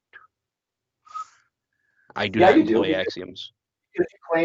Because you claim that qualitative knowledge isn't self-justifying, and if qualitative knowledge isn't self-justifying, you can't know that you have experiences, Josh. You cannot know that you are talking to me right now if your experiences are not self-justifying. Well, like I said, I know my experiences through my sensory perception and my reasoning, which are proximate starting points, and I justify those proximates with my ultimate. Let me assume that your senses are all completely reliable. How do you know that your reliable senses are not right now experiencing you sitting in a cave somewhere? I don't understand the question. How do I know I'm not sitting in a cave somewhere? Yeah, how do you know that you're not experiencing sitting in a cave somewhere with your reliable senses? Oh, well, if my senses are reliable in this scenario, then I'm employing them right now to see that I'm sitting in my driveway talking to you, Ben. That's an explanation for how you're employing. I'm asking how you know. How do you know that you're having this experience right now? Through my sensory perceptions. I can't explain whether or not your senses. But Josh, no, you're not grasping this. Just because your senses are reliable, that just tells you whether or not the experience is true or real or not. It doesn't tell you whether you're having it. Well, no, I'm reasoning. No one can justify that they have experience, because if qualitative knowledge isn't self-justifying, then no one can know anything. And basically, your central argument is that you're using an epistemology that doesn't work at all to claim that I can't know anything. But if you use it, you can't know anything either, because you can't know the Bible exists. You can't know that you believe in God. because these are all qualitative experiences. So it's basically the argument that we are all blind. One more thing, real quick here. What's going on. But I'm telling you, we're not blind, Josh. You know All things right. and I know things. Okay, Josh, go ahead and answer the question. Then that'll conclude the cross examination portion of this debate. Yeah, I didn't hear a question. I thought you I wanted to didn't ask. respond. Ben, did you have a question? You was trying to. I thought you was trying to respond to what he Yeah, I was wanted to saying. respond. I mean, he's saying that Mhm. the existence of God and all these things, my belief in the existence of God is a qualitative, an example of qualitative knowledge, and that it's self-justifying. Are you saying that my belief in God then is self-justifying? No, I'm saying that you don't know that you believe in God. Unless Okay, but qualitative, self-justifying. but on your framework, I could know that I believe in God. Okay, but that's a different question. I'm asking you're trying to still examine me. I'm asking about your epistemology. According to your Yeah, epistemology, you can't know that you believe in God because that's you're qualitative. not asking me. You're not asking me a question. You're saying according to you're asking me about my epistemology, and then you're making a statement about my epistemology, which I'm telling you is a straw man. Okay, I've explained to you many times that my Okay, tell epistemology me is how you revelational. know. That God, Tell me how you Ben, know that you have the experience of the belief in God. How do you know that you believe in I God? through revelation. How that revelation works, I don't know. I don't know the mechanics of it. But that doesn't mean How, that God has not caused me to know things to the degree that I can be epistemically certain about them. how do you know you've ever heard of revelation? How do I know?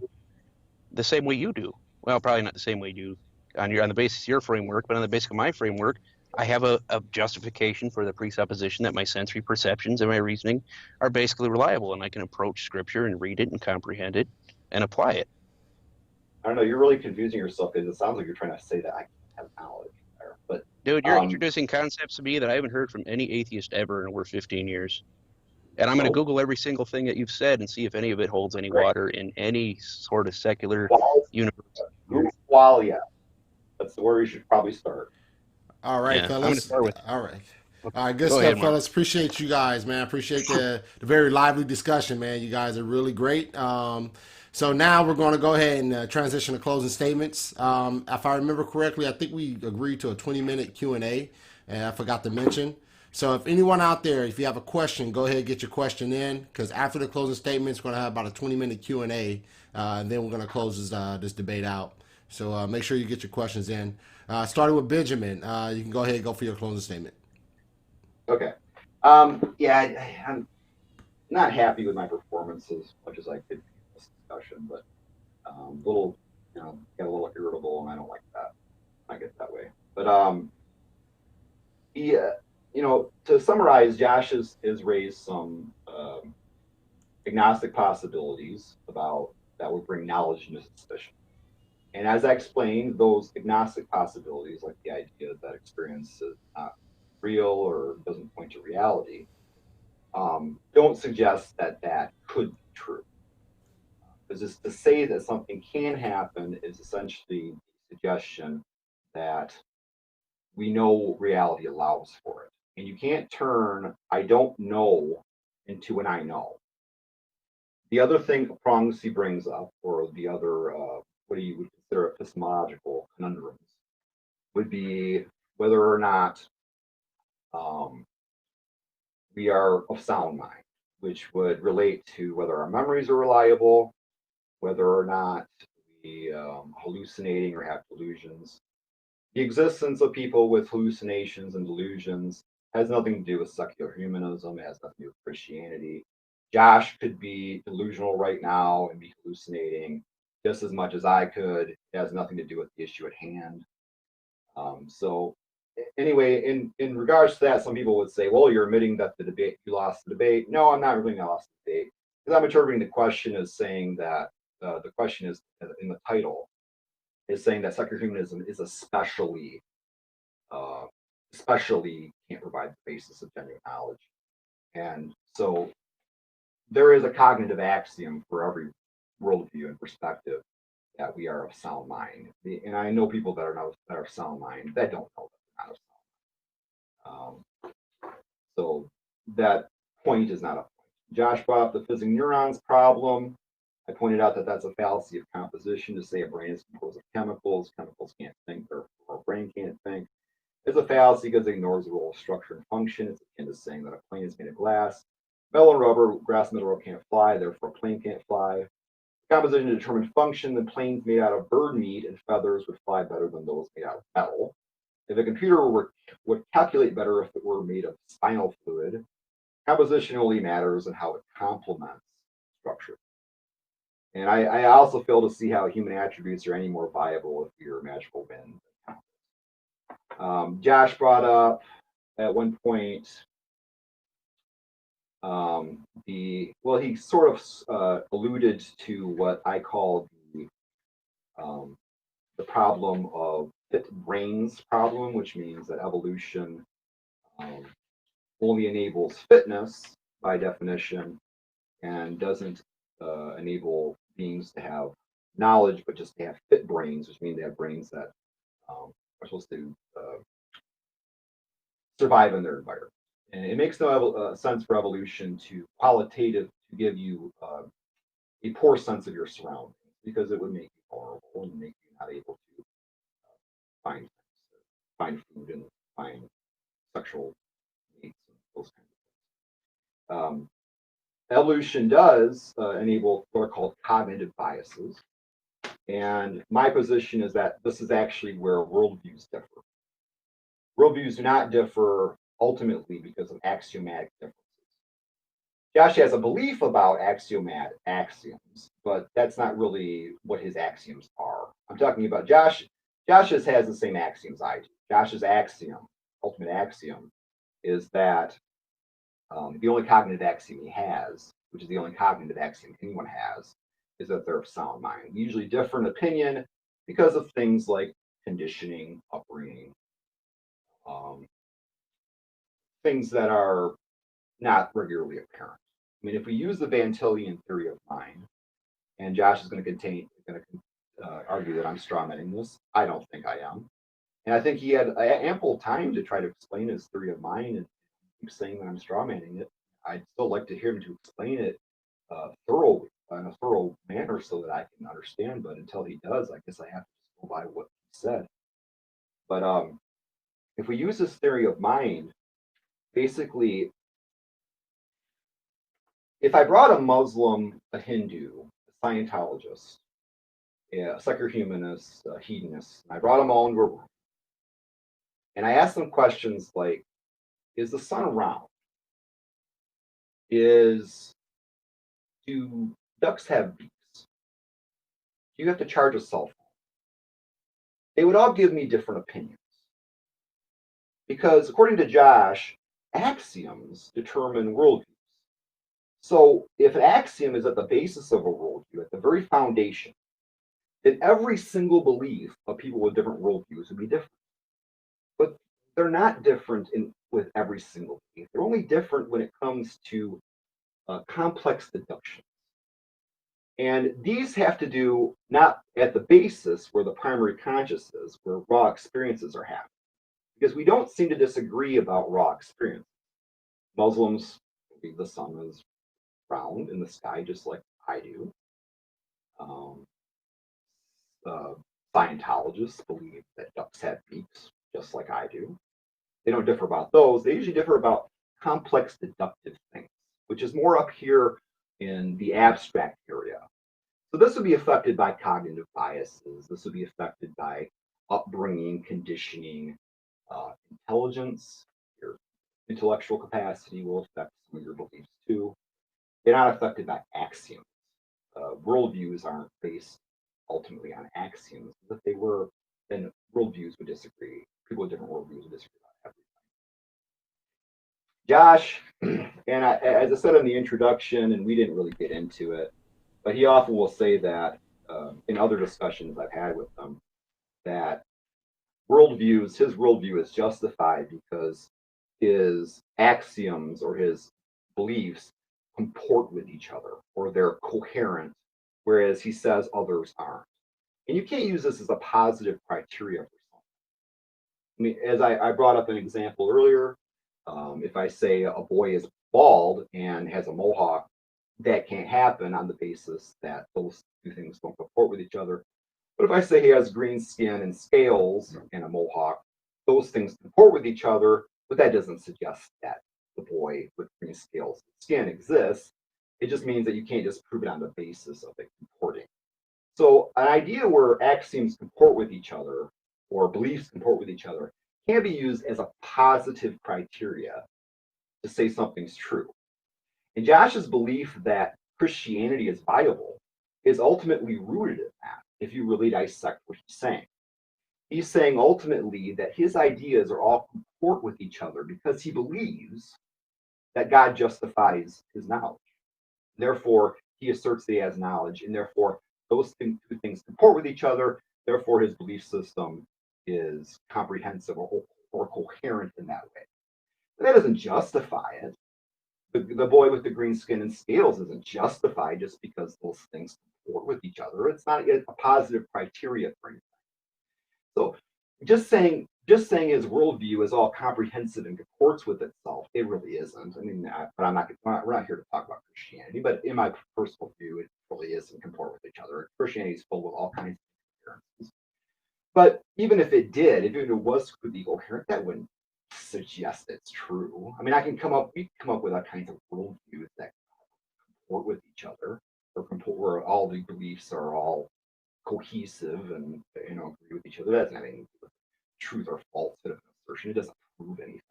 It's just when they don't comport with each other, then that would suggest that they're false. Josh brought up the logical laws and saying, well, I can't justify logical laws or whatever he said. Of course I can. Justify logical laws are known qualitatively. They're known because we have raw experiences. We have raw experiences of statements. Throughout statements, we know that some things are true and some things are false. Some statements fit reality and some things don't. So we've got from the idea that statements fit reality implies logical laws, and I explained how that's the case. I don't presuppose that logical laws exist. You can't make a tenable worldview based upon the idea that logical laws are just something we presuppose, because Josh's whole argument is based upon the idea that logical laws exist.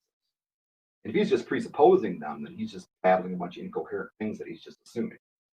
Now, I don't believe that about Josh's, but that's what his epistemology would ultimately lead to. And so, having said all these things, I think that I hopefully have covered everything. And I apologize to anybody if I got maybe a little loud, and I apologize to Josh in advance for any interruption. I really hate that I do that sometimes. I try to do my best not to do that kind of thing, but it's terrible. I feel terrible when I do. But in closing, and I don't know how much time I have left, but I'll just close here. I'm very glad to have this opportunity to talk. And for anyone who's sitting here listening to me and hearing me ramble on, I hope I made sense. I hope you found this discussion educational in some fashion. And with that said, thank you for the time for listening. All right. Thank you for the closing remarks. All right, Joshua, you have 10 minutes for your closing. All right. I don't think Ben paid attention. I do not employ axioms. I'm not a foundationalist. I have a network of presuppositions, which is what my worldview consists of. And at the base of that worldview, I have my foundation, which is God's self-revelation, which justifies my presuppositions. It justifies the reason why I hold those presuppositions. And it's not my position that my worldview is true because it's cohesive or because because all the presuppositions comport with one another. My position is that a good worldview has to have internal consistency, but a rational worldview also has to account for it. It has to give a reason for the preconditions for intelligible experience, such as the laws of logic, uniformity of nature, objective moral imperatives, etc. I do not hold to the position that I just arbitrarily presuppose the laws of logic. The laws of logic are they are grounded in the mind of God. The laws of logic are universal. They're invariant, and they're immutable. They are not immutable, but they're consistent over time, and they're conceptual in nature. And I can account for universal invariant principles on the basis of my framework because I ground those, or those things are grounded in the mind of God on the basis of the Christian worldview. So, I debate a lot of atheists. I've never heard somebody get our epistemology as Christians, and particularly as presuppositionalists, so wrong.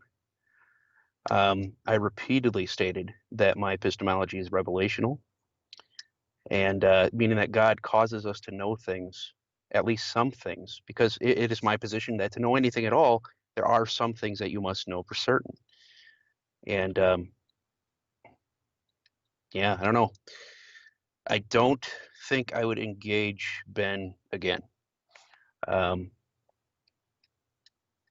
was just I don't feel like I was being heard. But I'm hoping that that during the question and answer session that maybe some things can be clarified.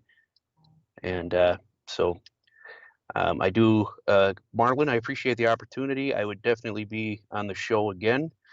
I hope that that God is glorified in my performance as half baked as it may have been.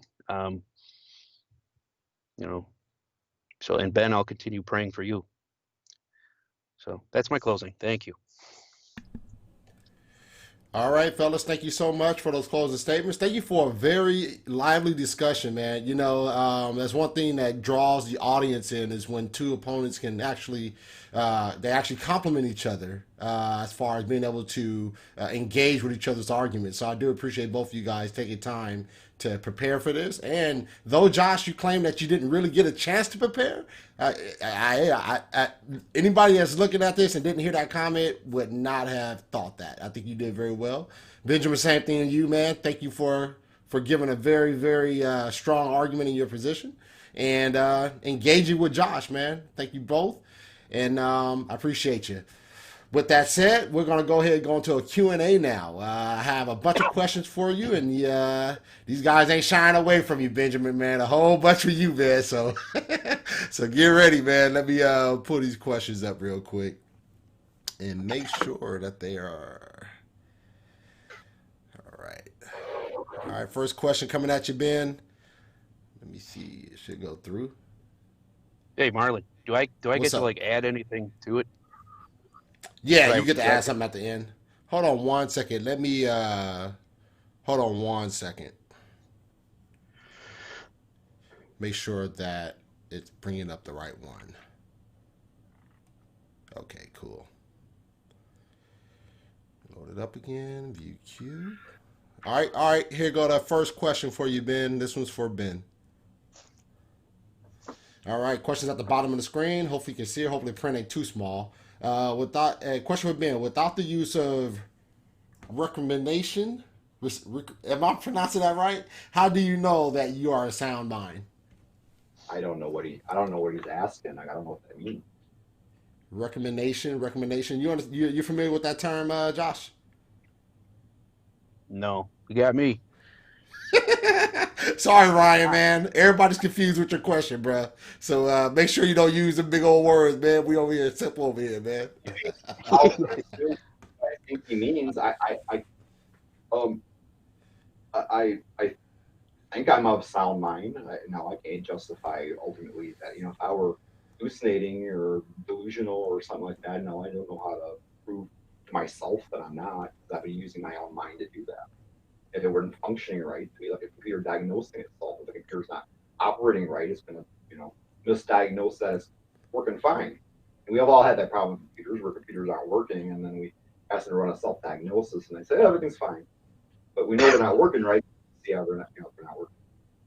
So I can't know that, but I don't think it's an issue with my world. I think that's a problem with everybody. All right. Any thoughts on that response, Josh? I think when he concedes that it's an issue for himself, that anytime he makes a statement after that, an actual knowledge claim, he's begging the question. It's self-refuting. He's got no basis for knowledge claims whatsoever. Okay. Next question. This is for you, Joshua. Yeah. How does Joshua know that the revelation he has received is true? Because God makes me know. He causes me to know. Any thoughts, Benjamin? Well, I would ask how he knows that he received the revelation, not whether it's true or not. Right. My answer is the same. It's a revelational epistemology. I can't appeal to anything else outside of my ultimate standard. So my ultimate standard is God causes us to know things. It's very simple. I'm not a philosophy nerd, and people can nerd out on philosophy for their whole entire lives and get really advanced with it. And I'm just saying, very simply, God causes me to know things through revelation. He uses my secondary means as a way to cause me to know things, and he causes me to know things innately. And he does the same with everybody else. All right. Next question. All right, question for both. How do you say the first cogito ergo sum is? Oh, man. I think what he's referring to there is I think, therefore I am. Is that what it is? That's the principle of that. That's called. I think it's silly, honestly. I think that first cognito ergo sum is it's a silly attempt to rhetorically justify something that you just know qualitative, which is just that you are. It's just obvious because obviously I touch my arm, and I feel it here, and I feel it in my arm at the same time. Obviously, that's a self-justifying experience. It can't be false because it's not a statement. Only statements can be false. Obviously, I have a mind. It's just not something that I can justify or report. A lot of qualitative experiences, because they're not statements or aren't known for statements, are difficult to explain words. So what I would say is that first cognito or some attempt to explain with some fancy deductive means something that. All right. Josh, any thoughts? I think cogito ergo sum, as anybody who's read or listened to Greg Bonson, he's pointed out that actually begs the question. The phrase is, I think, therefore I am. Well, it begs the question when it says I, and that the best you can say about that is that there's doubting taking place, or that there's thinking happening, but it says nothing about your own existence. So I did have another thought on that, but I got lost in Ben's whatever Ben was saying. So I'm ready for the next one. All right. This question's for you, Ben. All right, the print is kind of small. It says, how do you account for the existence of the universal principles of the preconditions of intelligibility and their general reliability? I'm assuming you even care to be missing some of it. Rational is something at the back. I don't know if he meant to print type that or whatever, but yeah. It's our friend Ricky Rolden. I really would have to understand what you mean by It's hard to hear you. It's hard to hear you. It's hard to hear you. I would really have to understand what he means by the existence of universal principles and conditions of intelligibility. It's kind of a mouthful. There's a lot of words there that can be interpreted several ways. Are you having trouble still? Hearing me? Oh. Yeah, it's like a little in and out, a little sketchy, in and out. I just say that the question's a little confusing for me, and I would have a little trouble answering because I don't understand what he really means by all that. And so I don't understand the question. All right, Joshua, any thoughts on the question? Yeah, what he's asking is how you account for the existence of universal principles. I've gone through this earlier in our discussion about the preconditions of intelligibility. Those would be the laws of logic, those are universal, and any denial of their universality negates their objectivity and their usefulness in reasoning. So that would be an example. Moral absolutes. Again, that could be another debate whether or not there's any moral absolutes. But let's see. Yeah. Reliability of senses and memories. I mean, that's not really a universal binding belief, but it is a precondition for intelligibility. It's not a concept like the laws of logic, though. So I think that's what he's asking. All right. This question's for both of you. Okay. All right, it says, why are the laws of logic transcendental? Why are the laws transcendent if the intelligent aliens unrelated to us exist on the other side of the galaxy? How and why are the laws of logic the same for them? Assuming aliens exist, I guess. I don't know. Josh can go first if you'd like to. Well, there is a town about 20 minutes south of here, and I'm pretty sure some kind of extraterrestrials exist. But enough about that. Let's see. Laws of logic, transcendental. The laws of logic would exist or would be the same everywhere at all times. That's the nature of the laws of logic. Whoops. If they weren't universal, they'd be useless as principles for reasoning, and we couldn't actually know anything at all. So, yeah. All right. Any thoughts, Benjamin? Well, as my position is that the laws of logic are suggested or applied by the concept of truth. Truths are statements of reality.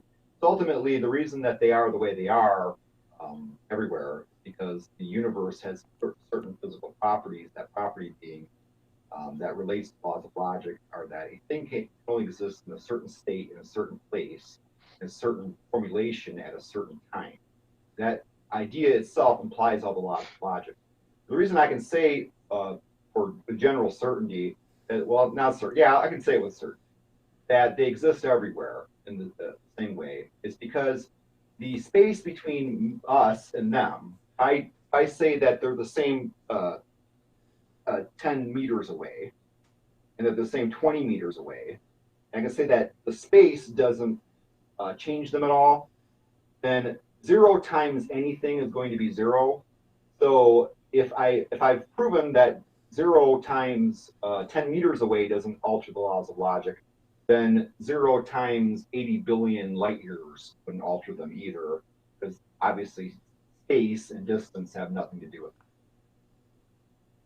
Yeah, I would say that Ben couldn't make any statement about any kind of universal principles whatsoever, because he's a finite particular and he has no point of contact with universals in particulars. He's borrowing from the Christian framework again. All right. All right, last question. It's from Ricky again. Joshua, why can an atheist on his worldview rationally and consistently justify or account for the preconditions of intelligibility in the ultimate sense? Ricky, that's a good one. I got to read it a few times so I can think of my answer. Why can't an atheist on his worldview rationally and consistently account or justify or account for the preconditions of intelligibility in ultimate sense? Well, I would say that on the atheistic framework, they have no basis for truth, knowledge, logical principles. I keep dropping my phone. Did it again. I'm just going to hold it. All right. So the atheist simply has no basis for these things on the given the parameters of his worldview. Let's see. We as Christians, obviously, we have a basis for these things. God is the foundation for the preconditions for intelligible experience, and we know this because of the impossibility of the contrary. So I know that answer is probably not the best. The later it gets, the worse my performance gets. I'm ready to call her. So I'm thoughts on getting that old, question? man. Yeah, we all are, man. We all are. Any thoughts on that, Benjamin? To be perfectly frank, I wasn't listening. It was Josh's question. I just let him take it. I wasn't listening to Frank. All right, so that's a pass. You pass on it then? I passed. It was a question from Joshua, so I just didn't listen. All right. Well, that is all the questions that are there, and question for the audience. And once again, I do appreciate both of you for coming on my show and giving us a lowdown on some secular humanism and the knowledge that they have. Do they have a basis for the knowledge that they have? So good stuff. I appreciate you both. And as always, I think I sent you a gift already, right, Josh? Yeah, coffee cup. You didn't have to tell the gift. Try to keep it a secret so you'd be surprised, man. Oh, Josh, come on, man. Nah, but Benjamin, I do send gifts out, man. So I'll be contacting you after the show to get your address and get that gift out to you, man. I appreciate both of you. Cool. All right. Have a good one, man. I know over the East Coast, I think you Central Time, East Coast, I believe, but it's getting late over there. So you guys have a good night and God bless. Yeah, you too. Thank you for having me. No problem. All right, folks. Another installment of the Gospel Truth, man. It's once again, it's always exciting, man. I love debates, man, because when you have these debates, you're able to engage with each other's arguments, and there is no room for misquoting. There is no room for misrepresentations because you're dealing with the person right in front of you, and they can quickly correct you. I recently had a comment on Matt Slick's and Dr. Sonny Hernandez debate, and one of the comments said, man, all this time, sort of paraphrasing him, he said, all this time I thought Matt Slick rejected free will. But after the debate, he understood that Matt Slick actually accepts free will in the compatibilist sense of free will. And so that's what I mean. Like when we have these debates, man, it's always great to be able to hear the arguments and hear the positions because those misrepresentations, those misunderstandings get corrected fast. So that's a great thing about having these kind of discussions and being able to take on these arguments. And once again, I'm just thankful for Benji Duncan and Mr. Josh Olson for coming on and being able to tackle this subject matter in a way that was actually encouraging. You know, they kept it cool, no ad hominems thrown at each other. Yeah, it got a little hot on the collar. That's natural. That's part of the platform, if you will. It comes with the territory of debate. But they kept it cool, man. They were respectful, man. And I appreciate that so much, man. With that said, I do want to go ahead and go over some some of the announcements that I have coming up, some of the shows that I have coming up. All right, I have coming up February 12th. I have, hold on.